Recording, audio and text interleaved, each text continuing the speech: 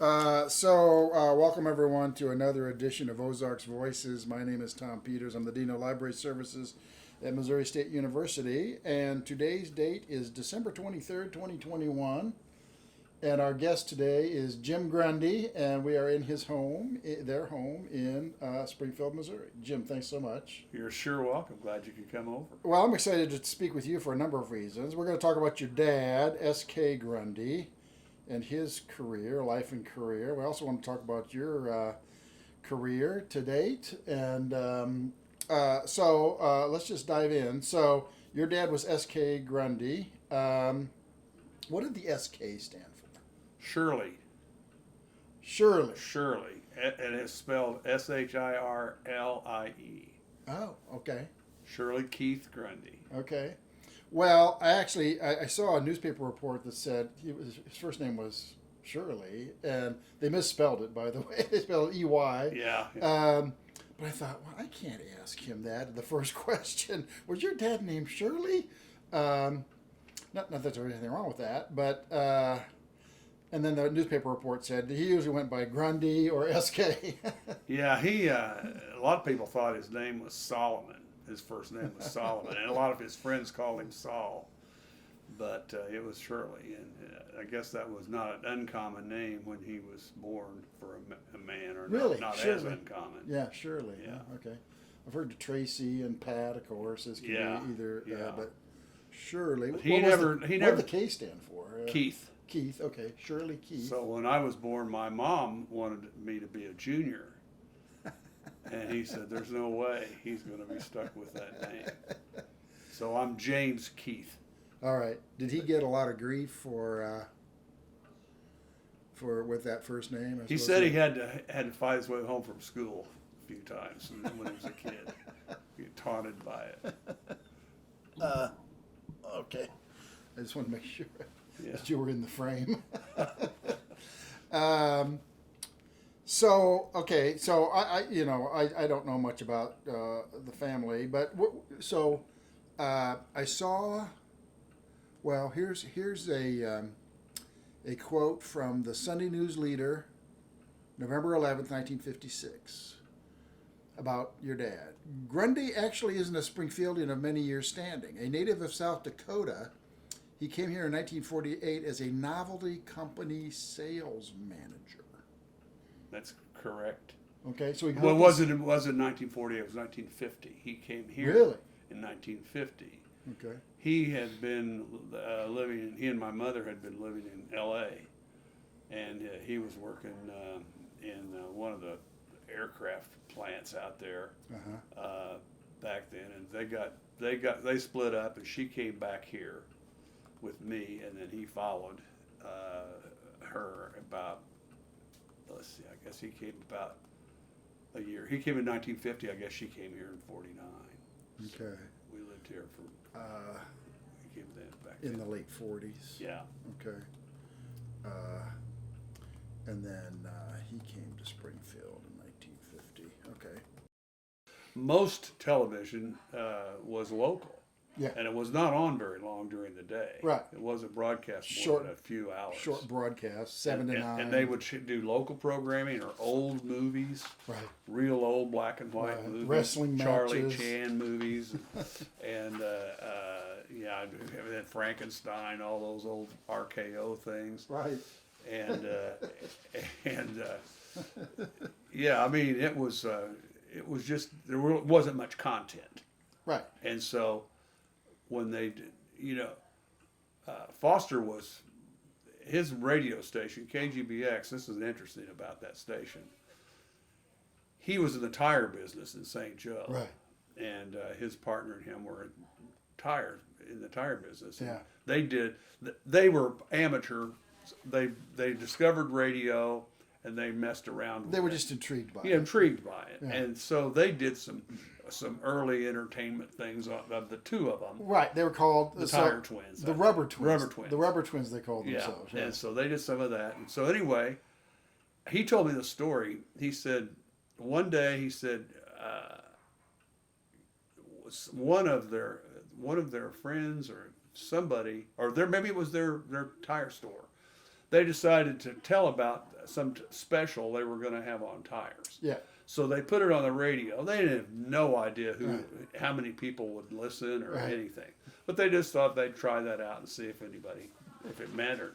And he said it really did matter. I mean, people just stormed in. Yeah, they had a big traffic jam. in big St. traffic jam Joe's. for that. And I think they were giving away free ashtrays. You know, there's some kind of a promotional deal. that may sometimes. be, I don't know. Stop in, get a free ashtray, and they had like a box full of 100 ashtrays, and all of a sudden they had this big traffic jam, and you know. Yeah, I mean, so he said that convinced him that the radio business was better than the tire business. Yeah.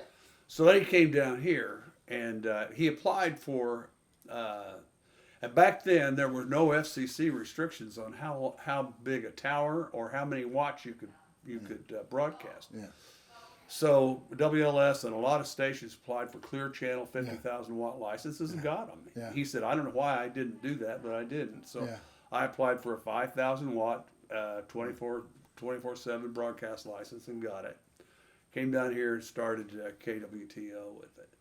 But and he owned both stations for quite a few years. Yeah, and then until he the was forced FCC to told them to forced sell them off. sell one. Yeah. So so then he started producing a lot of radio programs Yeah. that were syndicated and Yeah. sent out across Those the country. transcription service. Yeah, transcription services. Radio Ozark. Radio Ozark. That's right. So he's told me all these stories. You know, he and I had a really interesting relationship. Yeah. I don't know why he kind of took to me I was a young salesman for him at the radio station, the youngest radio station salesman in Springfield at the time. And so anyway, we talked a lot, and so I got to have a really cool relationship with him during those years. The early 70s is when this was. Yeah. But my dad had been, maybe that's why. It's because he had that relationship He knew with my about your dad dad, in the 50s and 60s with the Jubilee. But I've just got a million stories about him. I've got something I'm going to show you here in a minute. All right. So, so radio was big in the 20s, 30s, and 40s in the U.S. and certainly big here in the Ozarks in the 30s and 40s. And then they knew about television, and it was coming on, and they'd done all these. I call them hillbilly variety shows because they used to call it hillbilly music. Oh, yeah. When you made a record, it's called hillbilly record. Oh, yeah. And so, this hillbilly variety show, that goes way back. Weaver Brothers and Elvira were doing, they kind of popularized it. They lived out here on South Campbell Street in that big mansion that they I know. built out. You know about that? Yeah. Yeah. They also lived down on Lake Taneycomo. And Frank Weaver, he was just like a speed demon. He liked fast cars, fast women. Oh, really? Fast boats, and he had a motorboat on Lake Taneycomo. That was back when there was no Table Rock. Yeah, right. no The White shoals. River. And It was Lake Taneycomo, Lake and Taneycomo and White River. he'd race his motorboat up and down Lake Taneycomo. So that was a very popular format of variety show. So you got singing, playing, usually the fiddle, banjo, guitar, bass guitar. Bass violin, and very popular. And they did Corns a Crackin' in the 40s. Yep. Was probably their most popular hillbilly variety show. It came out of KWTO prior to Ozark Jubilee, and then they knew that TV was coming on, and so they kind of transitioned it. And they knew from their trial and error that they needed a major headliner, and that's how they lured Red Foley to come here, and then the rest is history. But so I thought it was mainly a technological story, but what I've learned is that it's really about the people, and there's an amazing group of people, including your dad, that I don't know if they're if you call them kind of part of the greatest generation by extension or something, but they just all came together, Slim Wilson and all those folks. And It was Aunt amazing Martha. that many talented people like that lived in this small of community in those days. I mean, Right. And, the Jubilee attracted just about everybody. They can almost count on one hand the number of major country and Western music artists that did not appear on the Jubilee. About everybody did. Elvis didn't.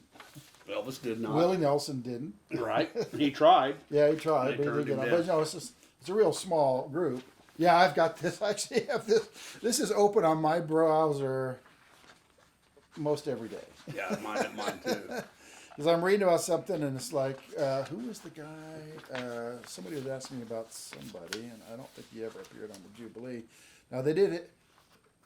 So anyway, so it's really about the people. Right. And so I try to do, whether it's Brenda Lee or Porter Wagner, I try to give enough context in the book. That's kind of why it's blown out of control, is so that you understand where did they come from and how did they, and once they appear on the Jubilee, after that, Brenda Lee's gone on to a great, amazing career. Porter Wagner did too. A lot of people did. Chet Atkins. Right, Chet Atkins. But once they kind of cycle through Springfield and KWTO and the Jubilee, then I'm just like, yeah. And then they went on to great thing. They did good things here, but they went on to great things. Or some of them sort of, they just became, ordinary citizens. Got married, started families and things. So anyway, that's kind of why it's so. I'm just interested, that your father was born in Auburn, Iowa, because that's part of the story. Because they're not just they're not people that came in, as like professional people that came in to put on a show and then they left. Something brought them here. Well, like I say, he came here from being separated from my mom Right. in L.A., but his journey started in musical journey started with Lawrence Welk. Right. So I did see that. So I'm old enough to remember watching the Lawrence Welk Show when he was older. He's still on PBS. They're still showing those shows on Saturday night. Bobby and Everybody in those are dead. Bobby and Sissy and I mean all the audience and everything. who was the accordionist? Myron Florence, That's right. who was Lawrence's son-in-law. Yeah. He married his daughter. But I knew that Lawrence came out of the Dakotas. But your dad worked with Lawrence Welk. Oh yeah, in fact, he and Lawrence wrote Bubbles in the Wine. When my dad worked for Lawrence, he had a little dance band up he was going to the University of South Dakota. He was going to be an engineer. That's what my dad's real interest ever was in life, was engineering. So he was going to do that. He had a little dance band on Saturdays, Friday, Saturday nights that he got paid enough to go through school. So It's like the rubber twins all over. yeah. So Welk was from that area. Right. And so he would come home and visit his folks. And while he was there at one time, somebody said, hey, while you're here, you ought to go over and catch this Shirley Grundy's band over here, blah, blah, blah. So he went over there and listened to him, and he offered my dad, my dad says this, that he offered him $125 a week to quit school and play in his band. Quit college. Quit college. So Dad said I had no choice. So anyway, when he went to work with Welk's band, they were the Lawrence Welk Hawaiian Fruit Gum Band, and their shtick was that when people sat at tables at those dances they played, and at each place setting there was a package of Hawaiian fruit gum, which was their sponsor. Right. So everybody got one of those, and they were that. Right. So that wasn't really a big, it wasn't a cool thing. So they decided to create something different. So according to my dad, he and Lawrence decided to do champagne music. They wrote Bubble. My dad and Lawrence wrote Bubbles in the Wine. So this is the bump, bump. Yeah, that you all know, his theme song. Yeah. That's it. Yeah. So, but he didn't. My dad didn't get credit for writing it, but that's okay. That was kind of a common deal too. Yeah. Where, but he and Lawrence wrote it, and then they decided we'll be the champagne music, and that caught on. And he was. But he played in other bands in the '30s. He played with Paul Whiteman and 2 or 3 other groups back then. So my dad was interesting in that he could play every single instrument. Woodwinds, brass, drums, percussion, strings. He could play them all. Really? Wow. So, and he could read music. I mean, he taught music theory later on Yeah. in colleges, but he was really self-taught, and his interest was always in engineering. And what type of engineering? Was civil engineering or aeronautical is what Really? he got hooked on. But he invented a lot of things in the 50s and 60s. And he'd remake exploded drawings of them. He was like Leonardo da Vinci that way. He would he'd draw them out exploded. He'd do the old drafting table kind of thing. Yeah. But the bands broke up during after the war was declared. So all the big bands broke up. Right. Everybody was waiting for their draft notices. Right. So he was living. His wife was living with her parents, who was a doctor in Tulsa. So they went. So his wife was from Tulsa. Yeah, Okay. his first wife. Her family lived in Tulsa. Her dad was a doctor there. So anyway, they went to Tulsa and were waiting for his draft notice, and he had a baby by that time, and so he went to work at Spartan Aircraft, waiting for his draft notice. You know. So while he was there, he was so good at whatever he was doing that he ended up being a production manager for the aircraft company, and so he became whatever they call that. He got a because it was so valuable. Right. Otherwise, he got a draft deferment. Yeah. Because I forget what that was. I've forgotten the name of it. F1. I forgot now what it was, but he did that during the war. Okay. And so he always had an interest in airplanes, and so in the 50s when I was growing up, he'd buy these airplane magazines and read about them. He never flew, and I mean he never got a pilot's license. He wasn't interested in so much flying as how they were built. Right.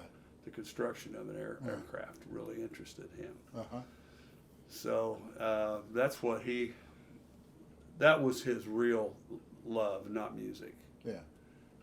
But music was his avenue he made money. Made money through music. And I told John, I said, an interesting thing about my dad, it's in that thing I gave you. He never listened to music for enjoyment. He didn't enjoy listening to music. And so growing up, I had to keep a stereo down low. He didn't want to hear it, Really? Especially didn't want to hear it. He liked to play it, but he didn't. He didn't even play it. He wrote it. Really? When he wrote music, he didn't have a piano. It was all in his head. All in his head. He just wrote it like writing a letter. He'd write music this fast. Wow. With he didn't have to play it. I remember somebody came over to get some arrangements he had made for something. I don't forget what, but he said, the guy said, would you like to play this for me? And my dad said, I don't need to play it. You play it. And so that's how he wrote. It was all in his head. Wow. And it was phenomenal to watch him. I wish now that I had cared enough to have him teach me music, but you can't teach your kids anything much, and so I now know. And he couldn't either. But the problem was he'd bring home an instrument, like maybe he'd bring home a trumpet, let's say. So we'd open the case, and he'd take it out and do this, play something. Just get a sense of it. Yeah, and hand it to me. He goes, now, oh yeah, really? And I'd keep it about a week and never even touch it. And then he'd bring me something else, a clarinet or something. He brought everything home, and I wouldn't do any of it. Yeah. But I never got past the piano. I just never learned. I play guitar. I strum guitar now. But that was a chore right there, learning to play the piano. That piano there, my wife plays. She plays by music. She can't play by ear. Yeah. And anyway, that's all. I'm going way out of that. So back when he was in the 30s and 40s, when he was in bands, so like here with KWTO, my sense of it, the economics of it was, it was all live radio. So if you had a 7 a.m. show, you had to be in the studio at 7 a.m. That's correct. And they were usually like 15-minute shows. Yes. And it was live, no 8-second delay, no nothing. It was live. Yeah. You made a mistake. You made a mistake. And the same with television too. That was live television. Yeah. So if there was a wardrobe malfunction, 9 million people saw it. Yeah. You did that for free, really. In the 30s and 40s, they weren't paid at all. Oh no. But the money was then, you'd go out to the Ava High School. That's right. They'd pay you to play. And then you do the personal appearance circuit. You'd sort of work the region. Right.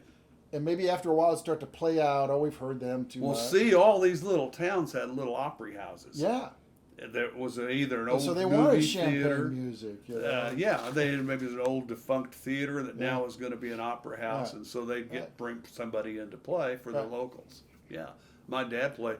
Now he said, with Welk, after they became the champagne music, they developed quite a following, and they were national acts. So they'd do like major cities. They played Chicago a lot, played the Aragon Trianon Ballroom there, and all those big. They were a venues. national. Yeah, they national were, and those other groups he played with back then. And probably with a band like that, you got to make some money to pay all those musicians. Yeah, and he said, back touring then too, expenses if they recorded in those recording sessions back then, you had a metal disc, and I don't know if it was silver or not. It seems like it was silver, but they'd cut that disc live.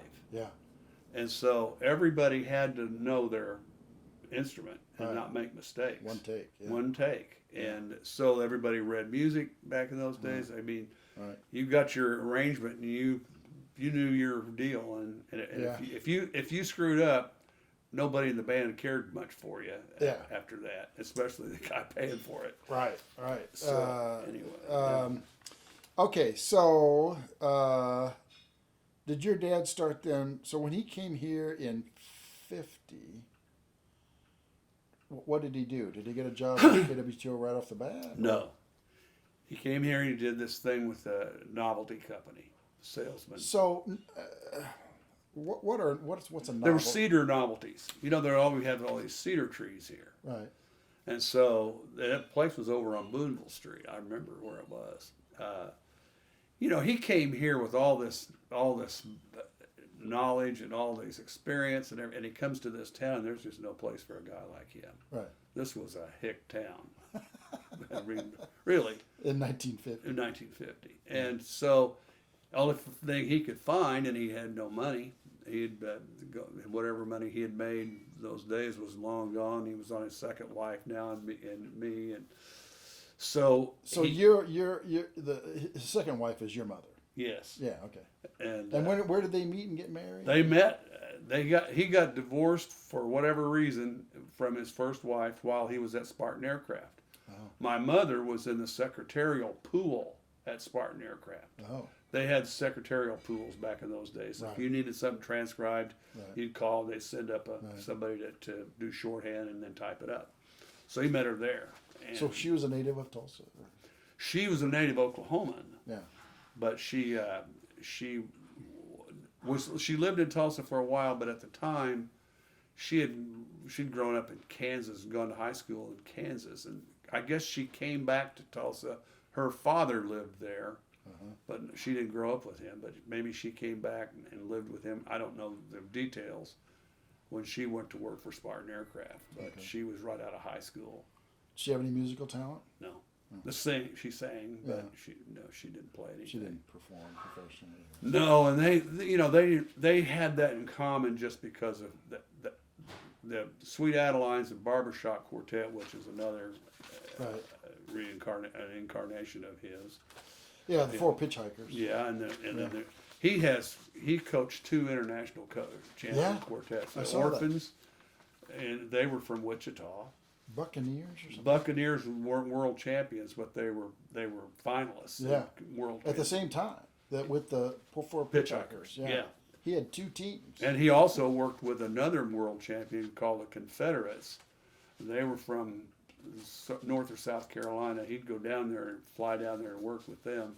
So he was like nationally known. Oh, he's in the Hall of Fame. Barbershopper. He's in the Barbershop Quartet Hall of Fame in Nashville. Yeah. But he was really, that was something he was great at. Yeah. And so he had the Pitchhikers from here, and he coached the Sweet Adelines group and the Four Statesman Chorus. Yeah. So the Sweet Adelines, is Is that like a generic name for a female quartet? It's a female. It's the association of female singers that have quartets and choruses. Right. In barbershop, there's quartets and choruses. Right. And he'd have 30, 40 choruses of 30 or 40. Oh yeah, sometimes. yeah. Oh, back then it was big. And a men mixed, and women. sometimes a mixed group. Yeah. Yeah. He'd have. Well, no, they This- weren't mixed. Well, I thought the Civil Airs were. The Civic Airs were, but they weren't barbershop. Oh, okay.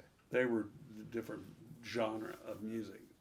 But yeah, he'd have 40 people in the Sweet Adelines and probably that many in barbershop chorus. Yeah.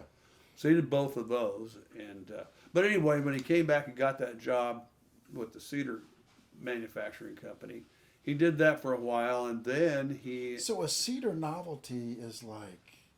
salt and pepper shakers made out of cedar. Oh, okay. Boxes. Yeah, okay. Little boxes. Doodads. Doodads. Yeah, okay.